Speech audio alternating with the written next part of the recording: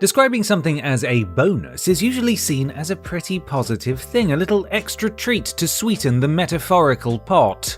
However, in video game terms, getting more than you bargained for isn't always sunshine and roses. Bonus levels have been around almost as long as video games themselves, offering up juicy little addendums to a game's main content. They serve a variety of purposes. Some were added in as an opportunity to amass extra points, while others were designed with nothing but fun in mind. Even so, they're not always as positive as they were undoubtedly intended to be, and some of these so-called rewards end up feeling like punishments instead. Before we start, we are well aware that bonus levels are meant to just be a bit of fun, so we've tried our best not to be too mean-spirited about their shortcomings.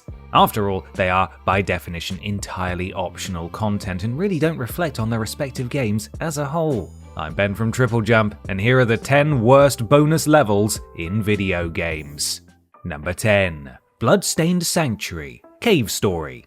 It may not be the most famous title on this list, but Cave Story's bonus level is memorable for all the wrong reasons. The cheerily named Bloodstained Sanctuary is a hidden stage that players seeking full completion of the game must try to beat. It's also nicknamed Hell, just in case you were under any illusions about what it's like to play through. Unlocking the level requires completion of the main game and the collection of specific items, at which point a passageway opens up to this delightfully punishing bonus area. The Bloodstained Sanctuary is about as difficult to complete as its nickname suggests, with powerful enemies, spikes on practically every surface, and collapsing ceilings throughout. It's also home to multiple bosses, and just for some added fun, the camera constantly shakes as the level collapses around you. Great! Of course, there are players who relish the near-impossible challenge of such brutally difficult gameplay, but generally speaking, it's not the sort of experience that one typically expects from a bonus level unless you're a truly dedicated masochist, that is. Number 9. Andy Asteroids? Earthworm Jim. Bonus levels can certainly be a lot of fun, but if there's one thing that's practically guaranteed to kill players' enjoyment, it's needless repetition. Unfortunately, Earthworm Jim's Andy Asteroids, yes, it's a question for some reason, does just that. After each of the game's main levels, players are tasked with hopping on the hero's pocket rocket and racing the villainous Psy-Crow through space. It's a pretty straightforward race, with crashes slowing Jim down and giving Psy-Crow a considerable lead. Even worse, repeatedly crashing can also cause Jim's pocket rocket to explode. Are we allowed to say that? Seems a little unsavory. If the player loses, Andy Asteroids starts over again, forcing less talented space riders into an endless loop of tedium. Now, to be fair, games were designed to be more replayable in the 90s, which could sometimes cross over into repetitive territory. Even so, every time another Andy Asteroids bonus stage appears, it becomes less fun until we're practically begging to be wiped out by an asteroid just so that the racing finally stops. The levels themselves certainly aren't bad when judged on their own merit, but Andrew's never-ending wormholes of space rocks certainly manage to outstay their welcome. Number 8. Abu levels. Disney's Aladdin. Movie tie-in games generally have a pretty abysmal reputation, but the general idea behind them is fairly sound. After all, who wouldn't want to play as their favorite movie hero? Sidekick, right? Back in the day of the Mega Drive, Disney's Aladdin was considered something of a big deal. It was one of the console's best-selling games, putting players in the shoes of Aladdin as he navigates the various settings introduced in the Disney film of the same name. It also, for some reason, thought players might want to control Aladdin's simian sidekick, Abu. Aladdin's bonus levels feature Abu wielding a sword and dodging an onslaught of falling items, including pottery and rocks.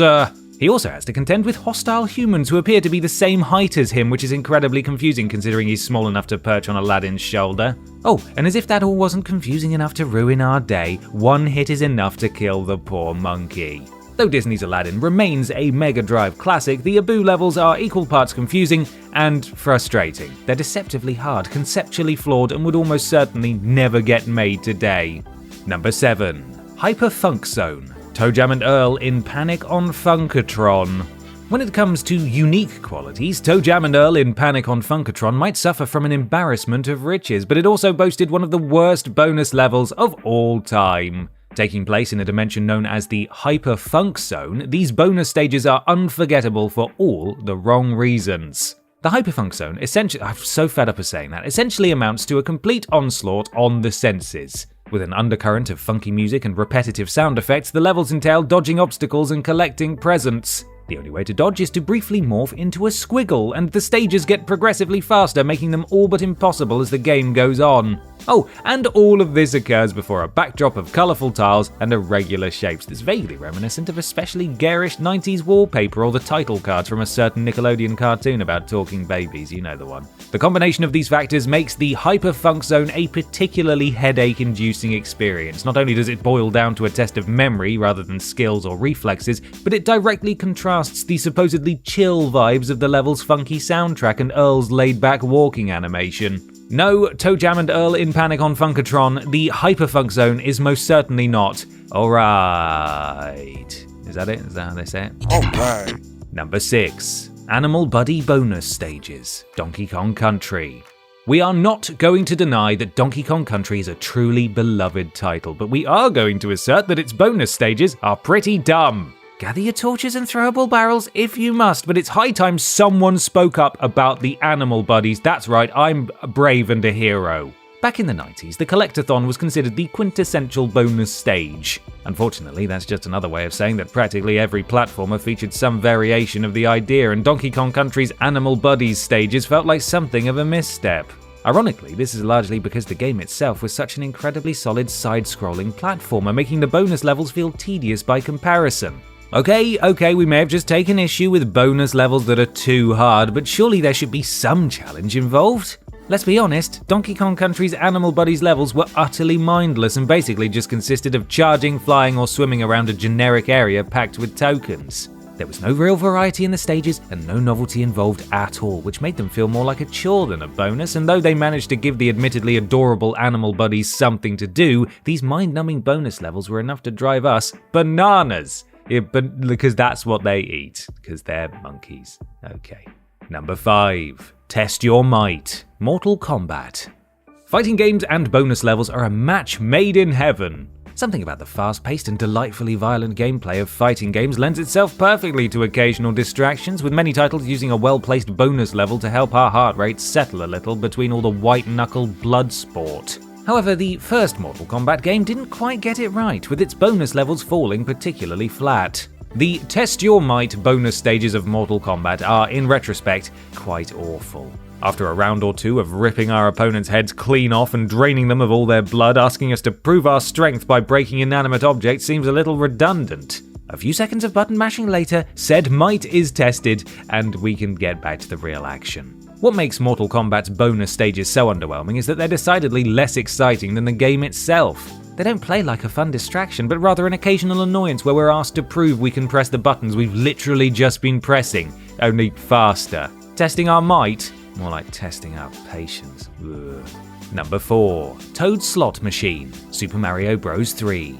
The Mario games are absolutely loaded with endearing quirks, and these are worked into canon in a variety of ways. However, Super Mario Bros. 3 contextualized its bonus levels in a way that some could argue undermined the whole experience. When entering a spade panel on the map, players are taken to a short bonus stage in which they are effectively taught to gamble by Mario's longtime ally Toad. In one of these games, everyone's favorite mushroom-headed sidekick tells the iconic plumber that matching up a picture will earn him some handy items. What follows is a rudimentary slot machine made up of various Mario characters' faces. It's not particularly thrilling, but it's not so bad, right?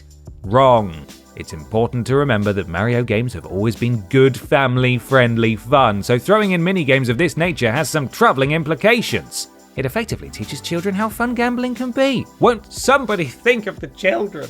What's more, the minigame implies that Toad is secretly hoarding helpful items, but that he's quite happy not helping Mario if he's unlucky enough to lose. So, not only do these brief bonus levels make Toad seem self-involved and incredibly opportunistic, but they also get kids hooked on gambling. Guaranteed, that's proven. It's not. It seems as though EA might have borrowed a trick or two from Super Mario Bros. 3.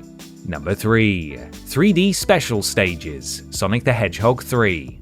The bonus levels in Sonic games are some of the most popular of all time, so we're really putting it all on the line by calling them out, aren't we? That said, we really need to talk about Sonic the Hedgehog 3's 3D special stages. Let's set the scene. You're focused and blazing through the fast-paced 2D platforming of Sonic 3, finally beating the level you've been stuck on. Now you've got a nice, lovely bonus stage to help you unwind, except it's not nice or lovely, it's a horrifying exercise in forcing your brain to shift between dimensions as quickly as possible. It's jarring, it's unnecessary, and worst of all, it's thoroughly tedious. Switching from 2D gameplay to a randomly 3D bonus level might sound like a novelty, especially for the mid-90s, but it's basically a fast track to a pounding headache. We'd argue in this instance that an extra dimension filled with coloured balls simply doesn't add anything worthwhile to the experience other than the third dimension, obviously. What makes it more unimpressive as you run around unobstructed picking up balls is the lack of challenge, unless you count fighting a sudden onset of nausea a good test of skill. As much as it pains to say, this really puts a big spiky speed bump in the way of an otherwise stellar Sonic experience. Number 2. Babaluau Baby Levels, Maui Mallard in Cold Shadow. There are certain key ingredients that make for a good bonus level. It has to be engaging, relatively low stakes, and the player also ideally should get something out of it for their efforts. Somehow, Maui Mallard in Cold Shadow's bonus levels managed to avoid doing any of these. As the game features Donald Duck playing the dual role of Maui Mallard and his ninja alter ego Cold Shadow, it's already a little confusing in a conceptual sense. Its bonus levels take that to a whole new level though. They task players with leaping and bouncing their way across the backdrop of a stage in order to set off fireworks indoors, because apparently Maui Mallard doesn't care about fire safety. Not only do the Babaluau, I assume that's how you say it, baby sections make precisely zero sense, but they're deceptively difficult. Only achieving perfection within the allotted time limit is enough to earn players the all-important password to preserve their progress. The bonus levels are simultaneously confusing and quietly difficult, but they're also absolutely vital for those who don't want to play through all of Maui Mallard in Cold Shadow time and time again. And to top it all off, you've got to stare at the super creepy faces on all the celestial bodies too. Oh, what fun. Number 1. The Little Mermaid Levels, Kingdom Hearts 2. The Kingdom Hearts franchise brings various well-loved Disney worlds to life, but few received such rough treatment as Atlantica. The home of Ariel is fully playable in the first game, but for Kingdom Hearts 2 it underwent a significant downgrade. In place of battling evil Heartless as a mermaid, Sora is instead asked to help Ariel prepare for a musical. Though they may not be bonus levels in the strictest sense, the Little Mermaid segments of the game essentially amount to mini-games completed every so often between actual gameplay. Each time Sora travels to the world of Atlantica in the game, the player is treated to a lengthy cutscene and then several minutes of rhythm-based QuickTime events set to the songs from Disney's The Little Mermaid. Those who haven't been forced to experience these levels will find it difficult to fully understand just how painful they are to sit through. It comes down to a combination of issues. There's the disappointing downgrade from the first game's explorable world, the sensitivity of the level's rhythmic element, and how dreadfully drawn out the whole experience is through endless cutscenes that just relay the plot of the Disney film.